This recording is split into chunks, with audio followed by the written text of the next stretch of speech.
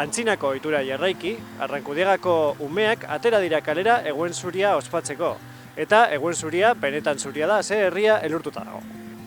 Nik eskolan, hemen, Arrankudiagako eskolan badaramat urte piloa, 87an etorri nintzen, ni hona etorri nintzenean ja egon zuria besten zen, eta jarraitu dugu ohitura berdinarekin.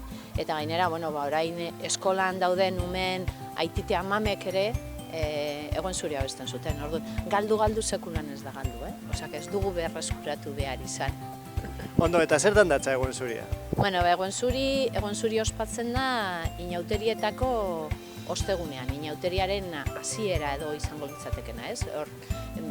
Erderaz esaten dute jueves gordo edo horren antzeko gauza bat. Orduan, inauterien hasiera da eta ohitura hori da. Baserri guztietatik abesten joatea, oilar bat aramagu gurekin, estandarte bat ere, eta dirua batu. Lehen janaria edo txorixoak edo arrautzak eta horako gauzak ematen zituzten, gero merendola bat edo egiteko, baina orain, dirua besterik ez dute ematen. Eta gaurko eguna benetan zuria izaten ere eta apur bat gogorra suposatzen dut. Bai, eguraldiak ez du laguntzen, baina horrek ez du esan nahi, zera ohiturari eten egin behar diegunik, ez jarraitu egin behar da, eta, egingo dugu, beste barik.